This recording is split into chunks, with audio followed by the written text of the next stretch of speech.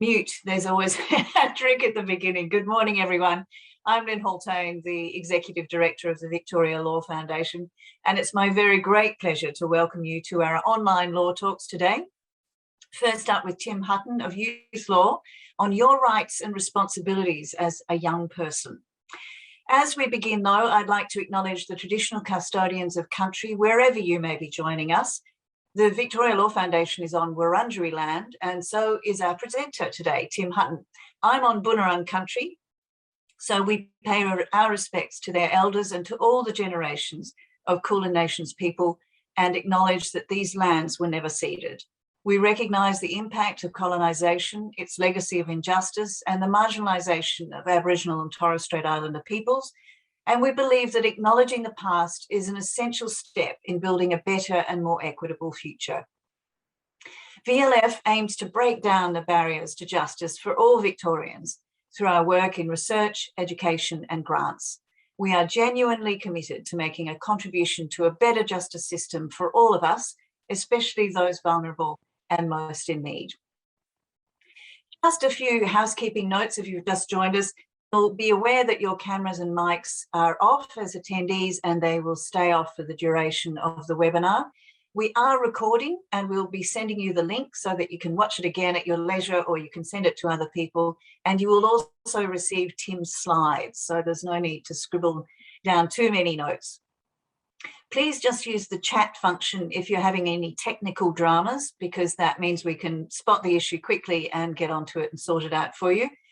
Any questions we will do our best to get to at the end of the presentation. And if not, then Tim has committed to sending out responses to your questions afterwards.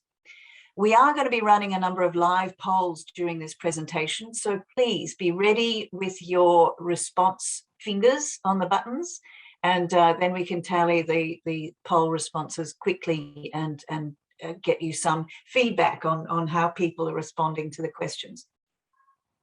After Tim's presentation, there'll be a short break and we'll say goodbye to some of you and to Tim and welcome new people for our second talk this morning.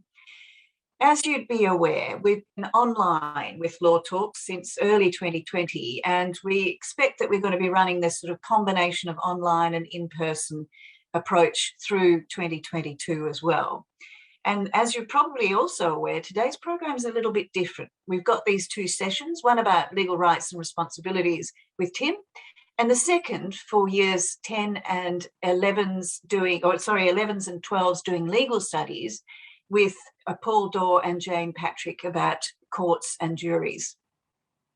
So let's get underway. Our first talk on rights and responsibilities will cover many of the areas of your day-to-day lives and how the law affects you as a young person. Issues like employment and relationships and interactions with police or PSOs, all sorts of issues. And we are really thrilled to have Tim Hutton with us, who is an outreach lawyer with Youthlaw, a community legal centre which provides free legal services to people under the age of 25 in Victoria. Tim mainly helps young people with their criminal charges and represents them in court. So let's get underway. Tim, over to you. Thanks, Lynn. Good morning. Hello, everyone. Thanks for that introduction, Lynn. Just give me a moment, everyone. I will share my screen. There we go. So, as Lynn has mentioned, I'll be speaking to you all today about legal rights and responsibilities, which is a pretty broad sort of topic. I'll be covering a number of things, which I'll get to in a moment. But I'll first just let you know sort of who I am and who Youthlaw is. So for those of you that don't know Youthlaw, we are a free legal service for young people under the age of 25. So many people have heard of an organisation called Legal Aid, and Youthlaw is quite similar to Legal Aid in that it's a free service, predominantly government funded, but we're more unique, more niche in that we only help young people. What sort of things do we help young people with? Really, we'd like to say that we help young people with anything that comes up. We think we've probably seen it and have some expertise in the area. There's a number of things on the screen which are common issues that we see. Fines and debts, for example. Lynn mentioned, personally, I do a lot of work in the criminal space, so in the children's court and the magistrate's court. Intervention orders, victims of crime, all sorts of things. And yeah, so we're a free service, and if you're under 25, then you're automatically eligible. And the easiest thing for you to do is, if you have a question, or you think maybe you have a legal issue you'd like to chat with a lawyer about, just give us a call or send us an email. We have a free phone service every weekday between 9 to 5. Usually we get back to you the same day, or if not the next day. So please don't hesitate to get in touch, even if you're not sure if it's something we can help you with, or if you're not sure it's really a legal issue. We're happy to chat with you about it and see how we can help, or if we can't help, find the right service for you. Okay, so that's that about Youthlaw. Now, today's presentation that I'm talking to you guys about, legal rights and responsibilities, very broad sort of topic. You can see on the screen the types of things I'll be talking about. Firstly, on the street, so that's sort of talking about interactions with police or PSOs, that kind of thing. Relationships, so what you can and can't do in relationships, and what to do if you're feeling unsafe. Employment, so I understand we've got years 10s and 11s, maybe 12s as well, I'm not quite sure, but so I'm thinking the age group of you is about 15 to 17. Most of you might have some 18-year-olds, I'm not sure, but that's sort of the age range I'm targeting. And if you're 15 or older, you can now get a job, and I'm sure some of you already have part-time jobs. So I'll be just giving you some basic info about your basic rights and responsibilities in that space. Driving, so some of you would have already got your Ls maybe, or be thinking about getting them, and some of you might be close to getting your Ps. So be giving you some basics around driving. And then lastly, buying things. So what are your rights in terms of when you buy something and maybe you get a bad product or a bad service? What can you do? What can't you do? Okay. Now, as Lynn mentioned, we do have the Q&A function, which I will try. So very much encourage you, as we're going, to put questions in the Q&A as much or as often as you want. I will try and get to them live, but it just depends on how we're going for time, that kind of thing. But as Lynn said, if I don't get to them live, I will try to send out a response to all participants, answering all questions that were asked during the session. Okay. And with the Q&A, there should be an option to submit it anonymously, so I won't even know your name. So there should just be a thing you can click where it says anonymous. So that way, if it's a little bit of a sensitive question, but you still want to ask it, yeah, we don't need to know who you are. But please, I definitely encourage you to ask away. Okay. Just having a look. There's a few things in the chat. All right, well, I'll get started on this first topic, on the street. And you can see the sorts of things I'm going to be talking about: dealing with police, weapons, you've got the knife there, graffiti, alcohol, that sort of thing. Okay. So firstly, interactions with police, with PSOs. So for those that don't know what a PSO is, the words there, protective service officers. I'm sure a lot of you would have seen these people around, or that logo there on the back of their top. And lastly, dealing with security guards or bouncers, that kind of thing, when you're going to maybe a venue. So firstly, with police and PSOs, the takeaway here is that they are very similar. They have very similar powers, but they're both employees of Victoria Police. PSOs are generally more junior and have much less extensive training than a police officer. But they do have similar powers, but PSOs only have them in certain places. For example, mainly PSOs only have them around public transport, so train stations and the like. But if you're in that sort of area, then they do have similar powers to police. And the powers that police have generally, they can't just come up to any person anytime and ask them for their details, or they can't just search any person anytime. There are certain restrictions on them doing that. So for example, they can only come up to you and ask you your name and address if they believe that you have committed a crime, or that you are about to commit a crime, or that you might have information related to a crime. Okay, so if one of those triggers comes up, or they reasonably believe one of those triggers comes up, then they can ask you for your name and address, PSOs and Victoria Police. One exception to that is at a train station, where they don't have to have one of those triggers. They can just ask anyone, okay? Now, if they ask you for your name and address, it is very important to comply. If you fail to comply with a request from police, that can be a criminal offence, okay? And a criminal offence can mean that you have a court date and maybe a criminal record. So it's very important to comply. Now, maybe police didn't have the right to ask you your name and address, so you can ask them, why are you asking me, why are you talking to me? And hopefully they give you, a reasonable answer. But it is usually best to just comply, just to be safe, because you don't want to be charged with an offence like that and have that going on your record. Now, police also have, as we know, powers to search people. And it's similar again, they can't just search anyone. They have to have certain reasons or beliefs for searching. So similarly, if they have reason to believe that you have something illegal on you, like drugs or a weapon, then they can search you, okay? And they also search everyone if they arrest you as well. Now, police and PSOs are very different to security guards. Security guards are more like just your regular person. Now, often if you're entering a venue, there might be certain conditions of entry. For example, they might be able to check your bag. Like if you go to a sporting event, they check your bags these days.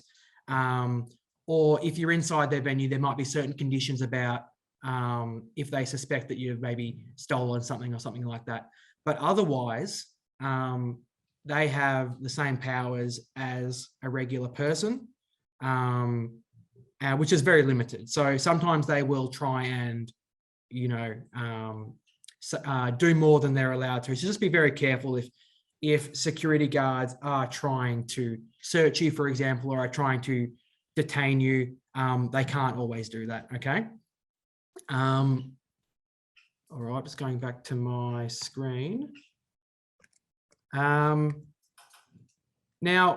police body-worn cameras, you might have heard of these things. I just wanted to make a quick mention of them. When dealing with police, most of them these days are equipped with what you can see on the screen there. It's a camera on their chest.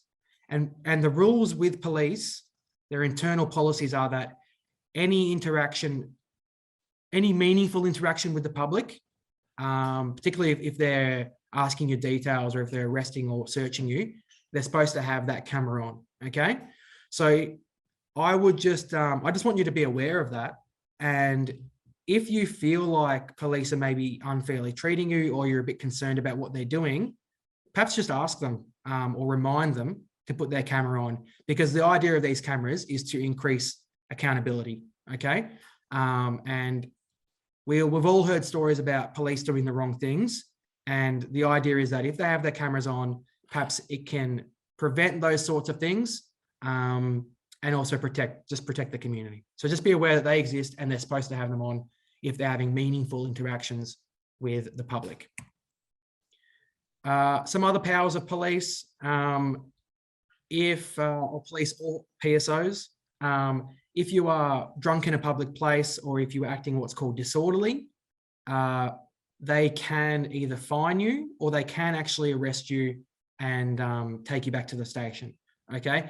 This stuff's pretty straightforward, but just be mindful that police do have those powers, and they're, often very happy to use them. So just be careful if you are drinking, or if you are intoxicated in public, or if you're maybe doing something that's, causing a commotion in public. But just also be mindful that this does not include peaceful protests. So if you're engaging in peaceful protest, that is not something that they can categorize as disorderly unless it becomes not peaceful, of course. Similarly, police have what's called move on powers. So again, if you are what's called disturbing the peace or you're acting in a disorderly manner, they can tell you to leave the area, okay? And they can say, don't come back to this area for 24 hours. If you refuse that direction, usually any direction that police give you, if you refuse it, well, not always, but often, if you refuse it, they can fine you or they can charge you with a criminal offence. And again, if you get charged with a criminal offence, that means a court date and potentially a criminal record. So just be very careful if police are telling you to move on. Have a think about whether you want to ask them if their body-worn camera's on, if you think they're being unfair. But usually it is best to comply rather than challenging them, because you just don't want to risk them charging you and you ending up with a court date and potentially a criminal record. And even if you don't end up with a criminal record, say the charge is unfair and someone like myself helps you get off it, it's still a whole stress. Going to court, having to get a lawyer, having to deal with police. So find a balance, but it is someone's best to cooperate and comply with their requests. Again, this does not apply to peaceful protests, but the key there is peaceful. And we've seen a lot about protests recently. And what police would say is anytime they've done something to stop the protests or to arrest someone or whatever, it's because it's turned not peaceful. But that's been a very tricky and hotly debated area lately. Weapons laws. Now, weapons, basically you can't carry weapons, even for self-defense. And if you are found with a weapon by police or PSOs, you can be charged. And again, you can go to court and end up with a record which says that you had possession of a weapon, which is not anything that anyone wants. Not only do you get a criminal record, but you might, as the screen suggests, get a big fine. Press the button a lot of times for all these to come up. So on the screen, it's pretty self-explanatory what a weapon is, but just be mindful. There's things that are obviously weapons. You can see like the pocket knife. You can see like the knuckle dusters, but there are things, the glass bottle. So things that are normal items which can be changed into a weapon by whatever you've done to it. So smashed glass, that becomes a weapon. Or there are things which are normal tools, like you can see the tool there on the top left, that drill or whatever, or a hammer. These things are regular tools which have a proper purpose. But if you are not carrying them or using them for that proper purpose, then it is a weapon and it is an offence as well. Okay, so just be very careful about those sorts of things. And the last bit of sort of information before we get to some questions in this area is about graffiti. So there are a number of graffiti offences, and so it's illegal to mark graffiti unless you have permission of the owner of the property. It's illegal to have possession of graffiti implements, so things like spray cans, paint, that kind of thing, if police can prove that you had an intention to use them for graffiti. And so that might be because they have some evidence somehow from someone that was your intention. Or sometimes, and this is sort of going astray a little bit, but sometimes police won't know that you intend to use it for graffiti, and they'll ask you some questions about it when they find you with it. They'll say, well, what are you doing with these? And because maybe you're just a little bit intimidated or a bit scared and you just want to try and cooperate to not get in trouble, you'll say, oh yeah, sorry, I was planning on doing graffiti. And therefore police all of a sudden then have a basis to give you this charge as well as just possessing graffiti.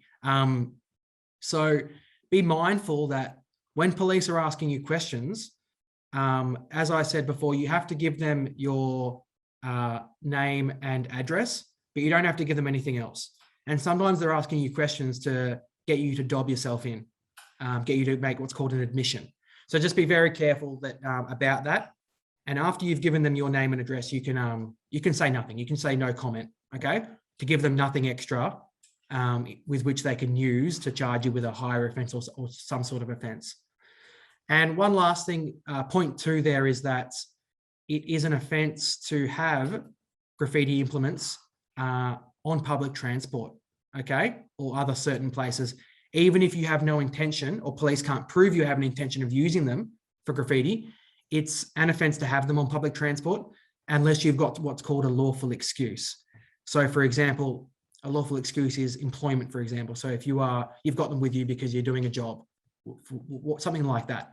But unless you've got a lawful excuse and you have spray cans in your bag on a train, then police can charge you, even if they have no proof about what you intend to use them for. Okay, so just be very careful with graffiti implements around public transport. Okay, so I'm going to do a number of polls throughout the session. I'm just having a look at the Q&A. It doesn't look like anyone's put anything in, but please feel free to put something in if you like. Now, these polls, I'm aware that a number of you will be using your own device.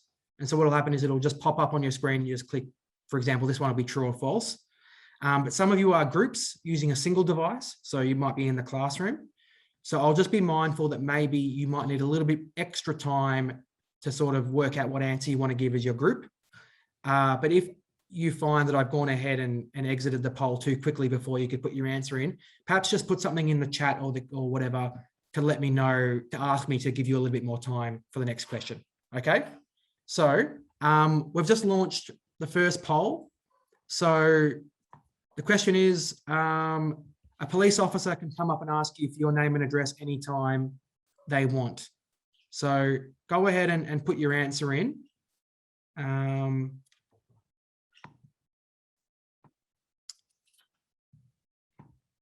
I seeing, I'm just trying to work out if I'm seeing the answers come up. I'm not seeing the answers, people answering. So Helen, there's someone offside doing this. Someone in one of the black screens.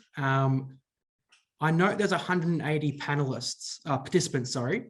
So perhaps if we get at least half of them responding, then that's probably enough time to close the poll and share the results. But I'll leave that with you. We'll give another sort of maybe 15 seconds for those groups that might need a little bit more time to answer the poll. And then we'll share the results and I'll tell you the answer. So think about it. So the poll's ended. Are we able to share the results? Here we go. A police officer can come up and ask you for your name and address anytime they want. We've got 70%, so 147. So it's good. About 80% of you answered. Thank you for that. So 70% saying false and 30% saying true. Well, it's kind of like both answers are correct, but the starting point is that it's false. The starting point is they can't come up to you anytime and just ask you, who are you? What's your address? They do have that power if they're in certain places like a train station, but otherwise they don't have that power unless, and I'll come back to the screen where I've gone ahead too much, unless they have one of those triggers. So they think you've committed an offence, they think that you're about to, or they think you have relevant information about an offence. And when I say they think, it's what's called a reasonable basis. So it's very much a grey area. And so sometimes you might be like, why are you asking me my details? I've got nothing to do with this. But again, if you refuse, it can be a criminal offence. So sometimes they might think they have a reasonable basis, or they might know things that you don't. So sometimes it might just be better to comply with it. But remember the body worn camera if you think you are being unfairly dealt with. Next poll, you have to, so if they come up and ask you for your name and address, you have to also tell them your age. True or false? If we could launch this poll as well. Go ahead, everyone.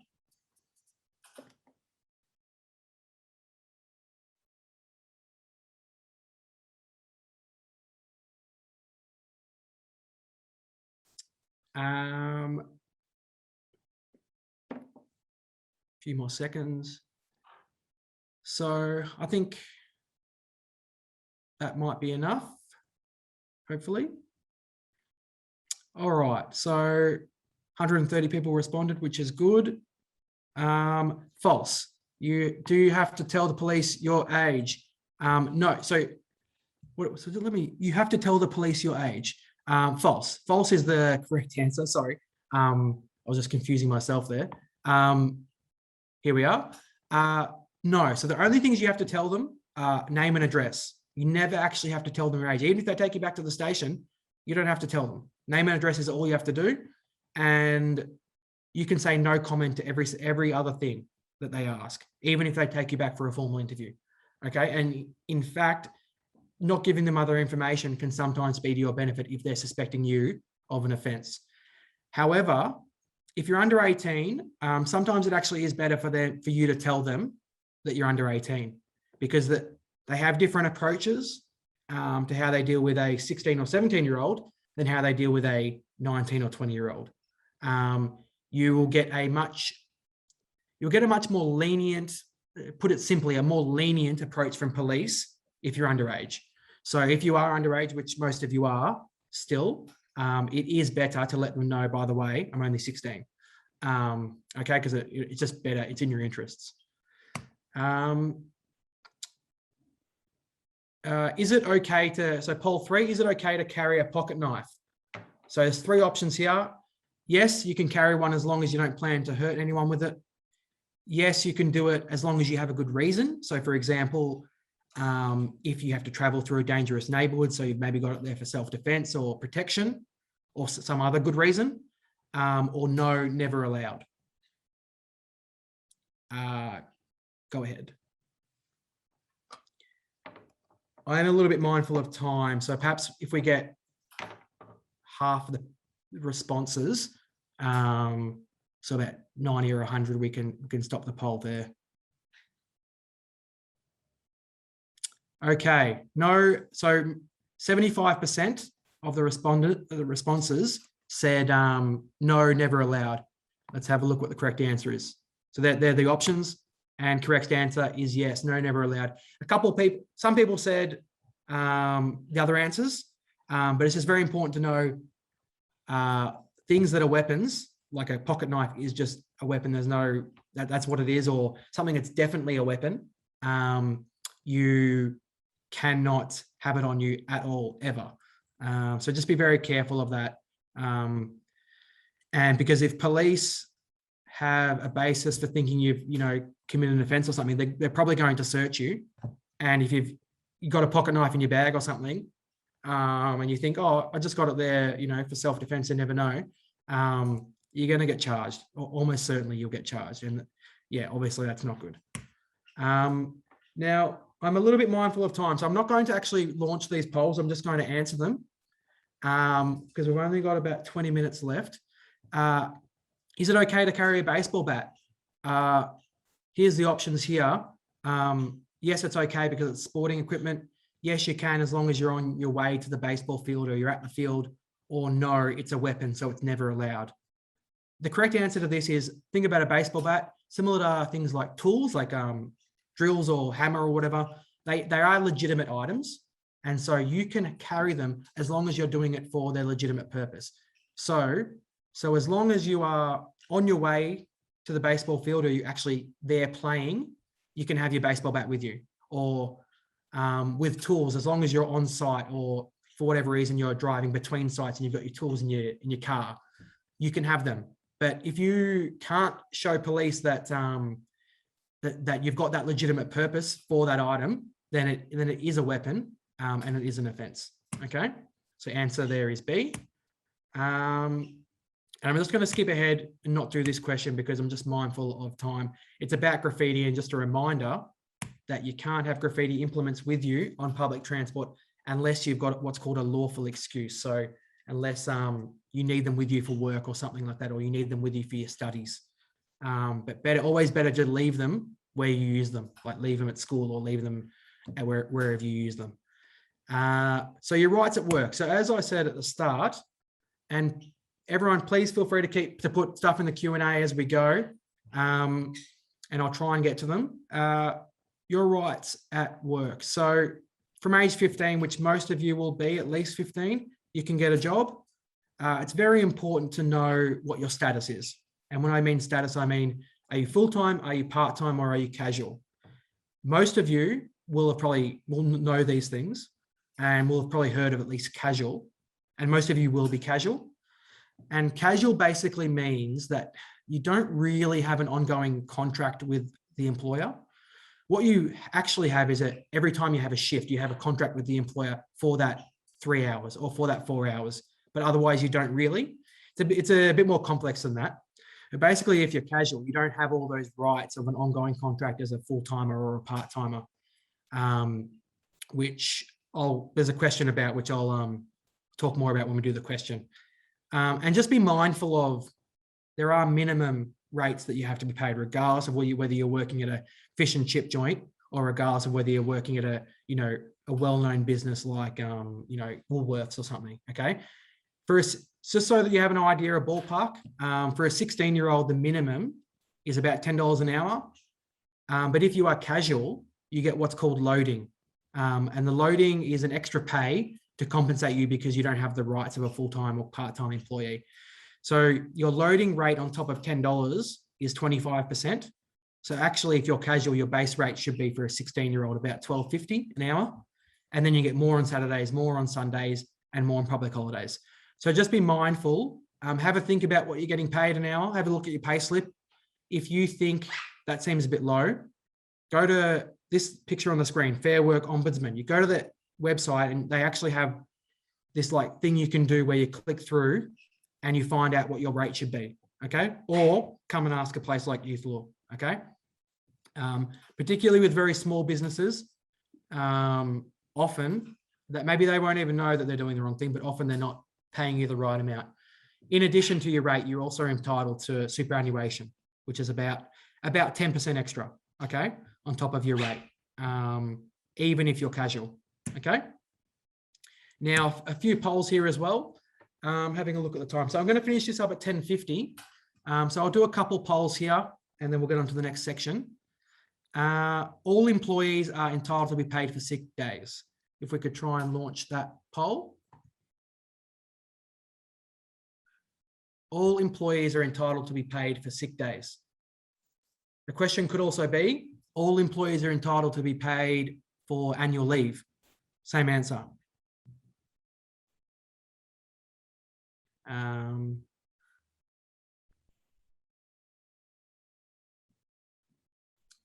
So that might be enough.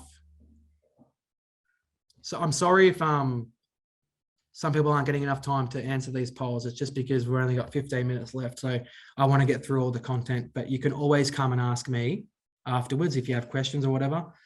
70% said false, 30% said true. So the correct answer is false. All the employees are not entitled to sick days, and they're also not entitled to annual leave. And this comes back to that question of what's your status. If you are casual, which most of you probably will be if you have a part-time job, or if you get a part-time job, you're not entitled to be paid for sick leave, for sick days. You also don't get your annual leave. So like your parents, for example, might have full-time jobs and they'll probably get 4 weeks of annual leave a year. If you are casual, you don't get that. Okay, but you are compensated by getting what's called that loading, like I talked about before, the extra 25%. Okay, so no sick leave, no annual leave if you are casual, but you do get these things if you are part-time or full-time. Okay. Next poll. If you are a casual employee, your boss can stop giving you shifts at any time. If we could launch this one, true or false? So casual, which most of you will be. So think about, this happens a lot. Like you work in retail, and after the summer finishes, your boss just stops giving you shifts because there's just not as many customers. Is that okay? Can they do that? It sounds unfair. What do you think? True or false? That might be enough. So we've got true. 84% said true, and 16% said false. So again, every single question, the majority are answering it correctly. So it's good. The answer is true. Your boss can stop giving you shifts at any time. If you are casual, and that's because you don't have how I was trying to describe, you don't have an ongoing contract where you have to get a certain number of hours or a certain number of shifts. You do have that if you are part-time or full-time, and you can demand those hours or to be paid even if they don't have work for you. But if you are casual, they can just stop you at any time. And this often will happen if, there's just not as many customers or because of the seasonality of the place.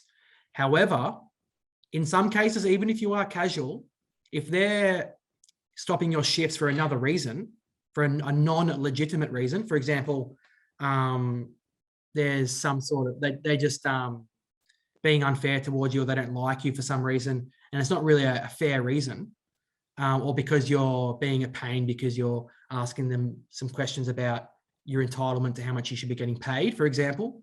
So you think you're not getting paid enough, you go and ask them, and then next week you've got no shifts. Those things can be what's called adverse action or unfair dismissal. And those things are not legal. And even if you are casual, you can rely on those things to make a claim and get compensation.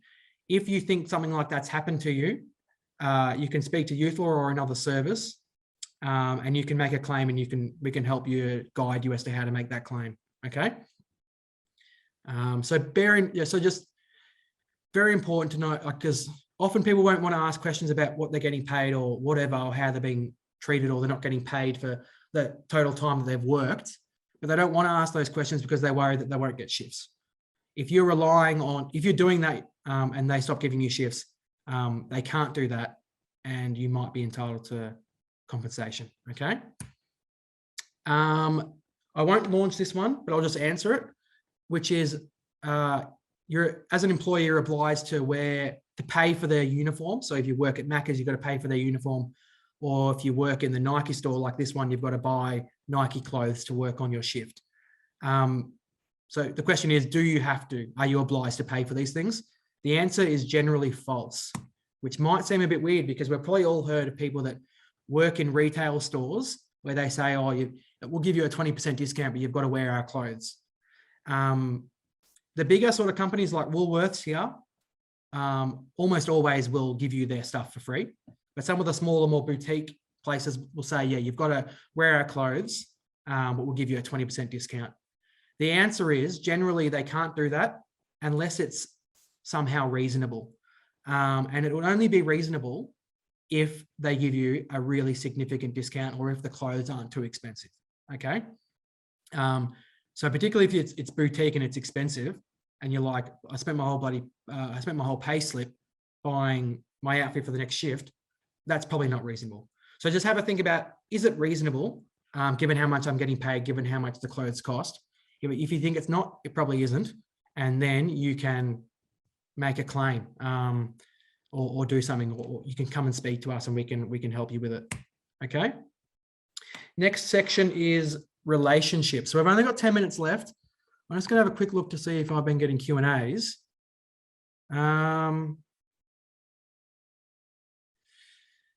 I don't think I'm going to be able to get to them. Just seeing if there's anything. Are these laws all around Victoria, all around Australia? There are some differences, but most of the things I've talked about so far are Australia-wide, or generally Australia-wide. I'll answer all those questions afterwards. Like I said, I just don't, or at the end of the presentation, if I get a chance. Okay. Relationships. So what I'm going to talk about with relationships is the age of consent laws. So what age can you be to have sex or engage in sexual activity with another person? How far can the gap be between you in terms of age? And I'll also talk about briefly on things like sexting, sending sexting text messages or photos or whatever. And I'll also talk about what to do if you're maybe feeling unsafe in a relationship. Okay. So consent laws. So I believe most of you are about 15 to 17. And so some of you will maybe be 18 soon. If you're 15, there's what's called the 24-month rule, which means you cannot engage in sexual activity with anyone who is more or less than 24 months older or younger than you. Okay.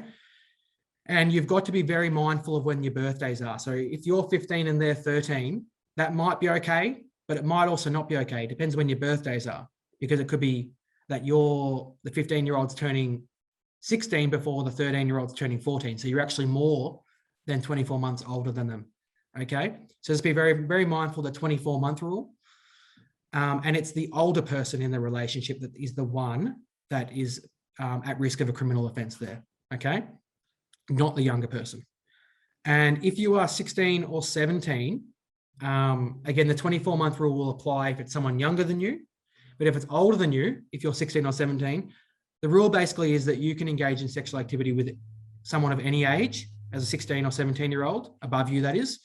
So you could be, with a 30-year-old or 25-year-old, whatever, as long as they aren't in a position of authority or position of care or something like that, okay? So for example, could potentially be someone like a family friend sort of thing, or it could potentially be like a teacher or someone that, through school or something like that, could be in what's called a position of authority, okay? Sexting. Now, this is about sending photos or text messages or videos that are of sexual nature, okay? I think we all know what this is. Can you do it? This is one where the rules do differ depending on the state you're in, but in Victoria, the rule is that if you're under 18, you can do it. But again, you have to comply with that 24-month rule, okay? So a 15 and 17-year-old may or may not be able to do it depending on when their birthdays are, okay? And again, it's the older person that will get in trouble. The younger person is not committing any offence. If you are over 18 and your partner is under 18, technically, actually, the older person cannot do it, okay? And could be guilty of a criminal offence. However, if it's a 18-year-old and 17-year-old, it's a consensual relationship, everything's fine, there's no issues going on, it's very unlikely it would get reported. And secondly, even if it got reported, it's very unlikely police would prosecute, okay? So just bear that in mind. But technically, if you're 18 and they're 17, you can't do it. Only if you're both under 18, or if you're both over 18. And one other thing in bold here is that you can't share. So if you receive something from your partner who's a teenager or under 18, even if they say you're allowed to share it on, you can't. So they can't consent to you sharing on their image or video or something to other people, okay? And if you do share it with someone else, then that's a criminal offence, okay?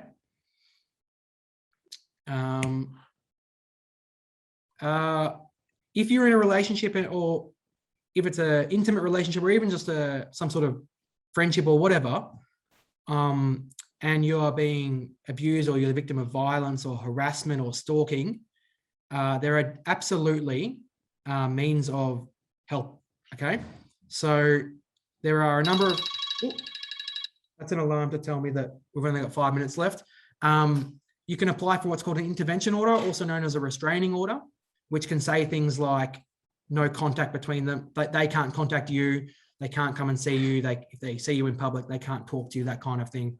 But there are also a number of criminal offences which cover this kind of conduct. So if you're the recipient of bullying online, for example, someone threatening you or abusing you online, that's a criminal offence, okay? Or if someone's harassing you for whatever reason, again, might also be a criminal offence. So you can go to police and they might charge the other person, or they might get an intervention order for you to stop them doing that, okay? We'll do one poll here and then we'll move on. So this poll is, so if we could launch this one, bearing in mind we've only got 5 minutes left.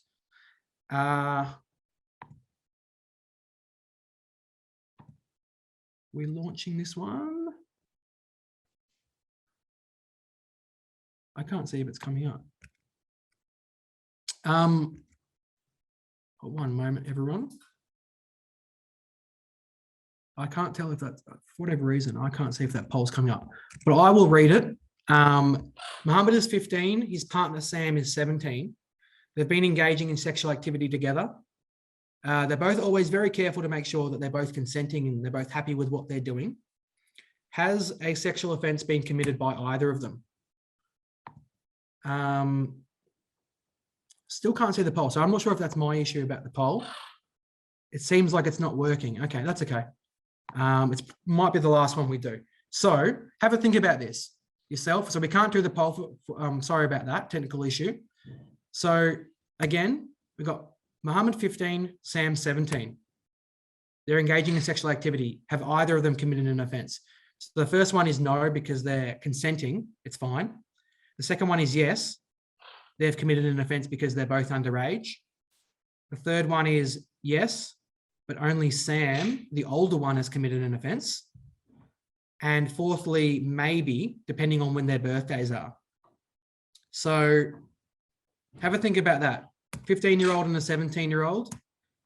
The answer is D, which is that maybe. So it's the 24-month rule. Same as sexting. If you're underage, 24-month rule. So while it might appear that they're 2 years apart, so they're within the 24 months, it depends when their birthdays are, because if the older person, Sam, turns 18 next month, but Mohammed's not 16 until, next year or later in the year or whatever, then it's more than 24 months, okay? And then it's an offence. All right, so just be very careful. It's a strict 24 months.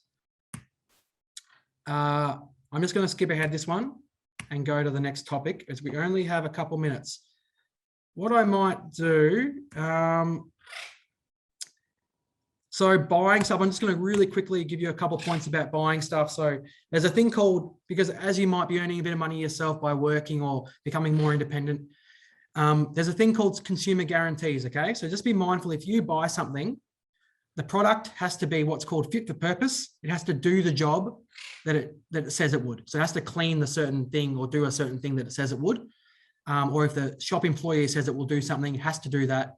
Or even if the shop employee knows that you intend to use it for a particular reason, then it has to do that thing.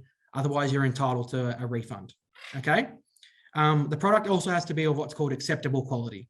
So if it breaks after, 6 months, that's probably not acceptable quality, okay? Now, bear in mind, there's this thing called warranties, which really, a lot of the time, is a little bit of a scam, in my view, in that they might say, oh, why don't you buy the extended 18 months warranty? It's only an extra this. Often, these warranties are already built into the law. And so if you buy for example, we bought a vacuum a bit over a year ago for like $300, maybe $400, and it stopped working after a bit over a year. And I think it was outside the 12-month warranty. But if you buy a vacuum worth that much, you expect it's going to last about 5 years or something, maybe 3 to 5 years at least. And so it's not of acceptable quality if it breaks after a bit over a year. And so we were able to get a refund for that. Okay. Now, just lastly, I've got about 1 minute and I'm going to talk to you a little bit about driving. So important things to know as a driver, when you get your L's or when you maybe get your P's soon. So as an L plater, you must have a supervising driver. They must be of at least 21 years of age. As a red P, you can only have one passenger in your car between 16 and 22. If you're on your L's or your P's at all, you can't have any alcohol in your system. Strict liability offences. So most driving offences are what's called strict liability. You might have heard of this term. What it means basically is that not knowing that the speed limit was this, or not knowing something was going on, or not knowing your car was not roadworthy is not a defence. Or not knowing that your license was suspended because of demerit points, that's not a defence. It's your responsibility to know these things. And so you'll be guilty even if you didn't know that, that was a speed limit. Look, I am going to wrap it up there. Well, I'll just take you this last poll. Very important. People think that you can use your mobile phone if you, like for GPS, if you have it on a hands-free device and you've got it connected by Bluetooth. As a P plater and L plater, you actually can't do this. And often we see people get pulled over doing this and they don't know. So just be very careful. Until you're off your Ps, you can't use your phone at all. Okay, even just for GPS. So look, I'm sorry I had to rush that a little bit, but we are just out of time now. Lastly, if you have any questions, I'll send around, you'll receive my details in the slides and you can contact us, or you can give our phone service line a call any day. Please follow us on social media, all those platforms. We've even just about to launch a TikTok. Would you believe it? A legal centre doing a TikTok. So we'll see how that goes. But give us a follow on Instagram or Facebook or TikTok once it's going if you're interested. Yeah, sorry again that we had to rush through that end bit and I wasn't able to get to all the questions, but I will send something around to all the participants with answers to those questions, and please get in contact if you want to have a chat with me about anything. Okay, thank you all so much, and I'll turn back to Lynn, I believe. I will just say stop share, and Lynn, thank you. Thank you, Tim. That was terrific, and I appreciate that there's an awful lot to get through, and lots of questions that came through looking for sort of further information. So very kind of you to answer all those questions and get them out to people, because I think there's huge need and curiosity about, you know, how to stay on the right side of this. So thank you once again to Tim Hutton from Youthlaw. And as we've said, there will be a recording of this, and Tim will send round the answers to the questions that you've put in the Q&A. So fear not, we will respond to that. If you are sticking around for the next session, we're just going to have a short break and we'll be back with Jane Patrick and Paul Dorr. If you're leaving us at this stage, then thank you very much indeed for being with us for Online Law Talks, and we will catch you again next time. Thanks, Lynn. Thanks, everyone.